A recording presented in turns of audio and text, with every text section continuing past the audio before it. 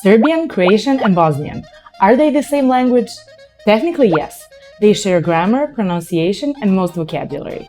A Serbian speaker and a Croatian speaker can usually understand each other without much effort. But there's more than just words. Each language has its standard forms, mainly influenced by history and education. Serbian and Bosnian use both Cyrillic and Latin scripts. Croatian is strictly Latin. These scripts are consistent and systematic, so once you learn the letters, reading becomes predictable. And here's a quick tip for learners. Using a tool like Ling, which has native speakers for words and phrases, can help you practice pronunciation and understand how words are actually used in conversation, even in the first few minutes of learning daily. Pronunciation differences in these languages minimal. For example, the word for milk is mlijeko in Croatian and Bosnian and mleko in Serbian. You can see the pattern. Small changes but fully understandable. Vocabulary differences exist mostly in everyday objects.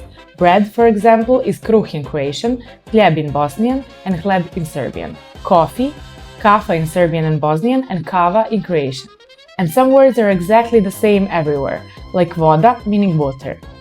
The majority of words overlap, so basic conversation is easy. Even when the words are the same, sometimes the accent can shift slightly between Serbian, Croatian, and Bosnian, so listening carefully helps you sound more natural. Now grammar. This is where it gets interesting. All three languages have 7 cases: nominative, genitive, dative, accusative, vocative, instrumental, and locative. Adjectives agree with nouns in gender, number, and case. Verbs mostly follow the same tenses: present, past, future, conditional.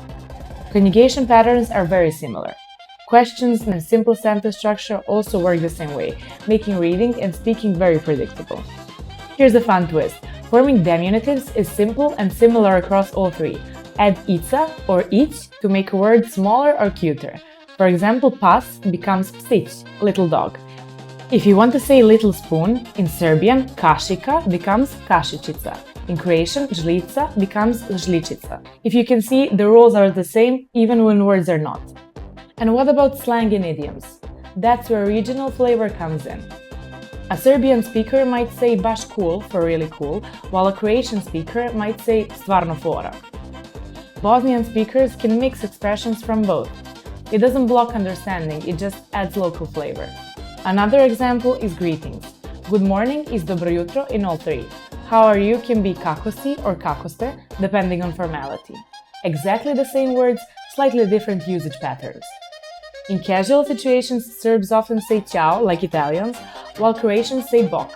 Even farewells, like doviđenja or vidimo se, work across all regions. In conclusion, learning one practically gives you the others. If you study Serbian, you can read Croatian and Bosnian newspapers, watch their TV shows, or understand social media posts. Differences are mostly in spelling, a few words, and some expressions. Want a quick tip? When switching between them, pay attention to a few common words that differ, like milk, bread, train, or office. Once you memorize those, comprehension is effortless. And here's something many learners like. Pronunciation is so predictable. Unlike English, every letter corresponds to one sound. If you know the alphabet, you can pronounce everything correctly. So what's the takeaway? Differences exist in spelling, some vocabulary, and formal expressions. Learning one opens the door to all the others. And the best part? You get access to literature, music, movies, and conversations across 3 countries with almost no extra effort. Bottom line, same roots, minor variations, fully understandable. Perfect for language learners who want regional versatility. Plus, exploring idioms and regional uniqueness can be genuinely fun and adds flavor to your learning.